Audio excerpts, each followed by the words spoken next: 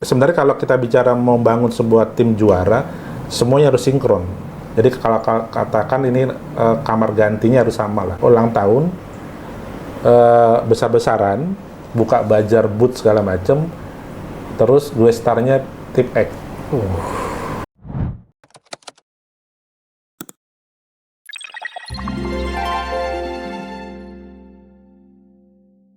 Oke Bang, kita tinggalin dulu The Jackmania-nya, kita beralih ke Persija Bang.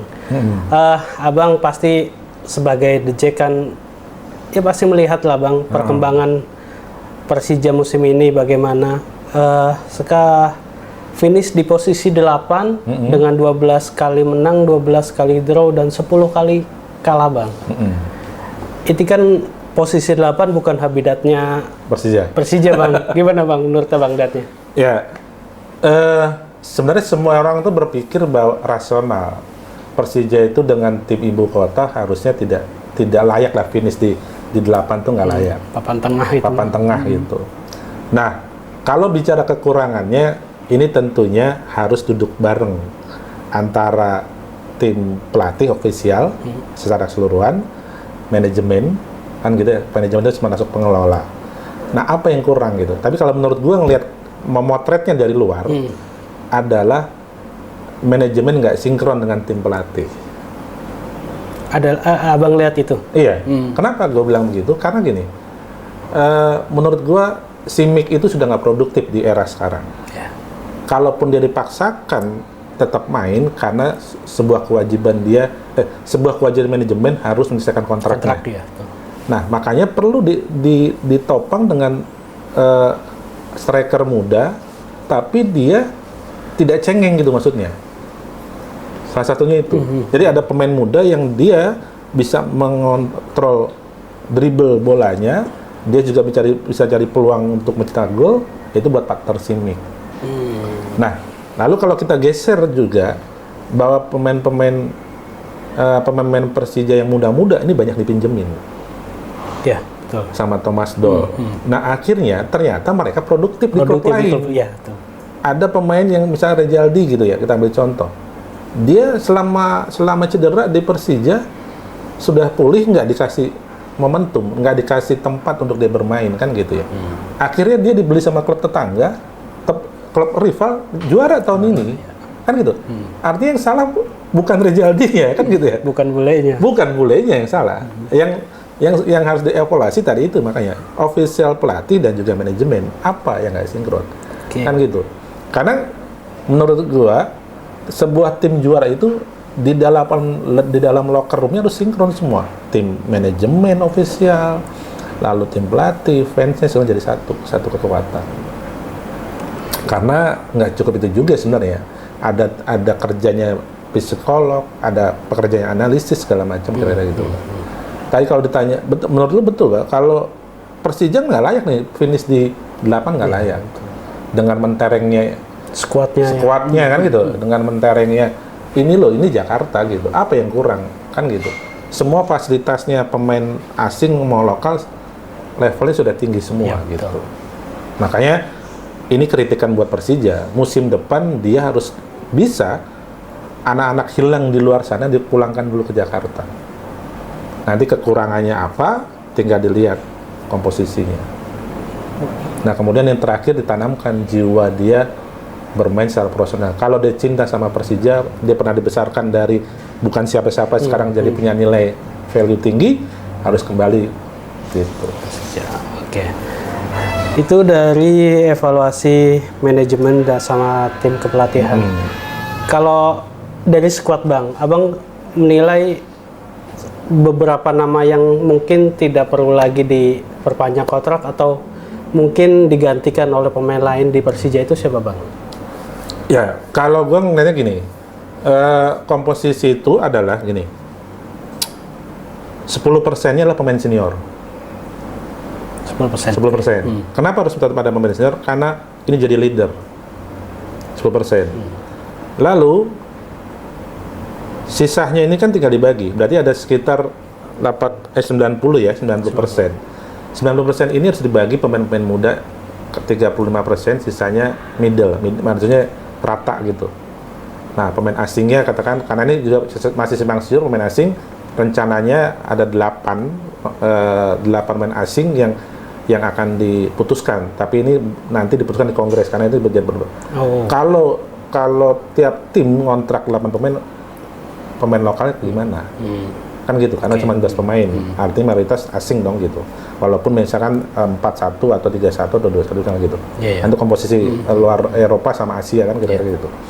Nah, tadi itu kembali lagi tadi sebuah angket itu berdasarkan kebutuhannya gitu. Kalau sekarang katakan Andi Trani paling senior di Persija, dia harus dikasih lawan tanding yang sepadan.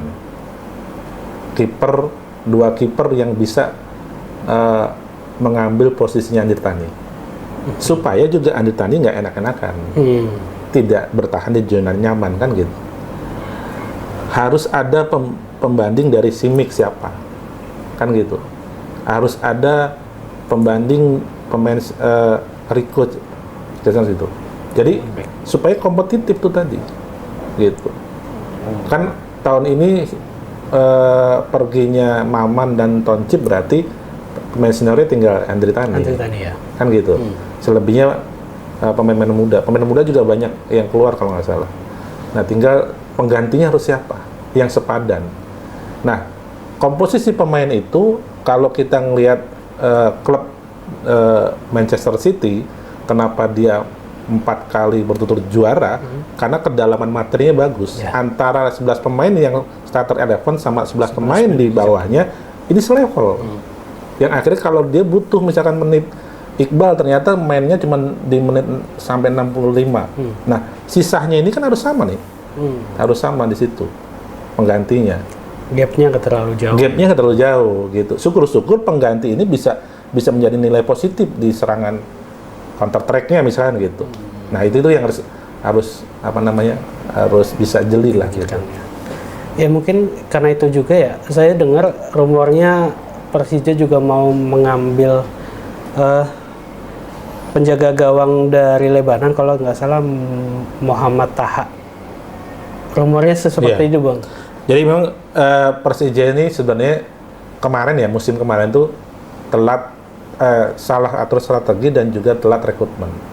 Nah, sekarang ini musim sudah selesai, sekarang harusnya sudah menyiapkan kerangka tadi, jadi hitung-hitungnya jelas. Kalau misalkan ternyata Persija tidak dapat partner tanding yang bagus buat Andri Tani, pasti akan ngambil kiper luar negeri. Tapi Andri Tani harus dikasih challenge gitu. Misalkan kalau kiper timnas kan stoknya udah diambil banyak klub nih. Ada pemain yang misal dia tinggal dipoles gitu ya, tinggal dipoles bisa kan gitu ya.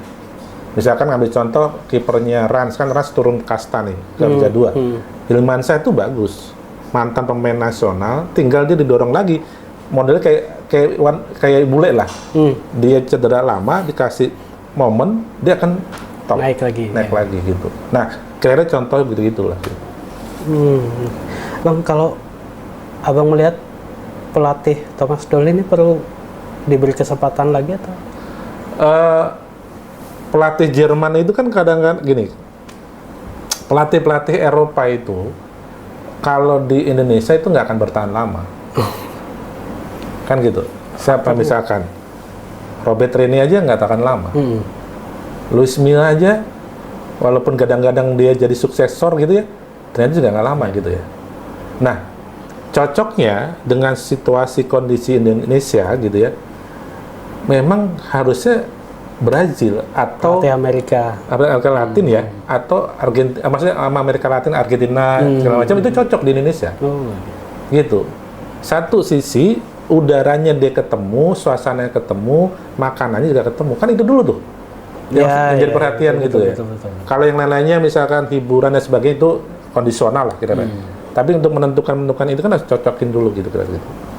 Nah, Thomas Doll tuh kemungkinan dia dengan panasnya Indonesia, dengan jarak tempuh ke Eropa gitu kan, tempat latihan. Ini itu juga jadi pertimbangan mereka lah. Tapi kalau Brazil dari Argentina atau Uruguay segala macam, suasana negerinya mereka sama kayak Indonesia. Jarak tempuh segala macam itu hampir sama, mirip-mirip lah gitu. Oke, siap Bang. Bang, kita beralih bahasanya ke naik level nih ke timnas Indonesia Bang. Euforianya kan ini sedang tinggi-tingginya Bang. Betul. Seperti tahu kayak ada siklus nih Bang. Dulu kan pernah juga tinggi, terus akhirnya tenggelam lagi, tinggi lagi, tenggelam lagi. Abang melihat fenomena itu gimana Bang? Ya, setiap pemimpin ada masanya ya gitu. Setiap masa ada pemimpinnya kira-kira gitu. Nah, era ini kan menjadi selain memang Pak Erik baru mimpin gitu, sebelumnya memang sudah dimulai dari Iwan Bule dan sebelumnya kan gitu ya. Nah, sepak bola kita ini memang perlu agak ekstrim atau ekstra kira-kira gitu ya. Hari ini euforianya luar biasa gitu. Piala Asia targetnya hanya 4 besar dari Pak Erik, ternyata STY itu melampaui target itu. Nah, akhirnya standarnya itu naik semua nih. 2-3 topnya sampai sini, 17 harus naik, 19 harus naik, senior harus naik, kira-kira gitu ya. Nah, itu juga ternyata diimbangi sama penonton-penontonnya gitu. Kayak kemarin, gue sengaja gitu, mau ke GBK, parkirnya di seberang, di Nusa Dua, kan gitu ya. Iseng gitu, sebenarnya iseng tuh dalam artian pengen tahu crowd-nya, gitu. Kita jalan lah, ketemu sama penonton-penonton, ya tadi, generasi Z, Gen Z, milenial segala macam. Dia rela parkir mobil di sana, jalan kaki. Saya tanya, emang mau kemana? Mau nonton bola? Penonton bola? Belum. Apa yang dicari? Seru karena kalau ngobrol ketemu temennya, ketemu komunitasnya, ceritanya timnas. Ceritanya selain timnas, ceritanya si mau ketemu Nathan gitu. Apa yang dilihat Nathan? Gantengnya misalnya gitu-gitu. Nah, ini udah era industri nih yang bicara. Jadi Pak Erik ini harus mengimbangin juga tuntutan industri sama tuntutan prestasi harus nyambung gitu. Makanya proses naturalisasi ini jadi opsi lah gitu, bukan jadi jalan pintas, bukan, tapi opsi. Nah, tapi kan kemarin juga rame nih kritikan dan juga saat bertanding jangan juga 80%-nya naturalisasi, kan gitu-gitu ya. 60 40 iya, kan gitu-gitu komposisi. Nah, itu kan menurut gue ya boleh-boleh aja gitu. Tinggal memang kita cuma melihatnya ini untuk kepentingan. Karena momentumnya Indonesia lagi dapat menurut gue. Erik punya hubungan bilateralnya bagus, punya hubungan dengan FIFA-nya bagus. Dia pernah jadi presiden klub gitu kan. Dia juga masih punya klub di luar negeri. Nah, tinggal memang pengalaman-pengalaman itu ditularkan di sini. PSSI ya. Ya gitu ya.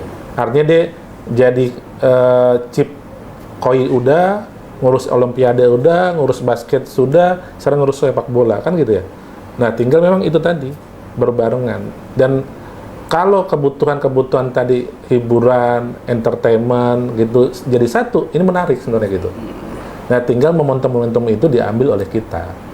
Apalagi dapat kabar beberapa negara sudah setuju Indonesia jadi tuan rumah Piala Dunia U20 berikutnya. Oh, ada ya. gitu, Bang. Jadi itu. Lalu level bawahnya Indonesia itu jadi tuan rumah Piala Asia perempuan U17, 17, 19. Kan gitu ya. Iya. Turun lagi Indonesia jadi tuan rumah Piala Dunia futsal gitu. Jadi sebenarnya momentumnya semua banyak. Karena euforia itu, momentum itu dapat. Karena kan gitu. gini, karena di luar negeri bahwa penonton sepak bola timnas tidak ada se-euforia Indonesia. Iya. Kita ambil contoh yang semua, gue yakin teman-teman di sini cintanya ke Inggris misalkan. Inggris nggak ada apa-apanya. Kenapa pertanyaan juga Inggris gagal di Piala Dunia? Karena 75% bukan pemain lokal Inggris yang di Liga ya. Justru pemain lokal Inggrisnya berada di luar Inggris. Ya. Justru pemain asingnya banyak di Inggris misalnya gitu. Nah, tapi pendukung timnas Inggrisnya kecil, nggak sesuai Indonesia. Indonesia, walaupun memang ini timnya begitu, tapi penontonnya begitu luar biasa gitu. Nah, momentum-momentum itu yang harus diambil oleh kita itu tadi, termasuk misalkan Indonesia mengajukan tuan rumah Olimpiade 2045. Nah itu kan proses Beijing dan sebagainya harus diambil. Nanti tinggal memang kalau hokinya dapat ya udah buat Indonesia kan gitu. Berarti momentum euforia ini juga harus kita dapatkan Bang ya? Ya kita dapatkan. Harus kita jaga, kita create lah kira-kira gitu. Nah, ini terkait dengan supporter juga yang membuat momentum euforia ini menjadi lebih tinggi. Supporter kita dengar di media sosial itu ada istilahnya cegil FOMO. Itu gimana Bang? Kalau cegil FOMO itu gara-gara ada Nathan, Iya. Choaon, Jadi, ada Rafael Strike. Jadi pemain-pemain naturalisasi ini kan di satu sisi yang paham betul soal sepak bola, banyak yang kritisi kan gitu ya. Iya. Tapi di satu sisi kalau kita bicara soal generasi milenial, generasi Gen Z ini dia nggak tahu nih, nggak penting urusan itu. Pentingnya gimana? Gua punya update status kan, bisa tampil di sosial media sama Nathan, sama Walsh sama yang lain gitu ya. Yes. Dia nggak merugi nggak penting yang lain-lain tuh. Yang penting itu. Terus gimana caranya kayak semalam misalnya gitu ya, kita lihat pertandingan babak kualifikasi Indonesia Irak, itu aparel yang konon sebelumnya ternyata cuma 300-an gitu, sekarang bisa di atas 1 juta itu. Jadi ini tinggi ya. Jadi pengaruhnya tinggi. Dan itu tadi yang karena udah masuk industri yang akhirnya Pak Erik ini paham nih secara match-nya gimana.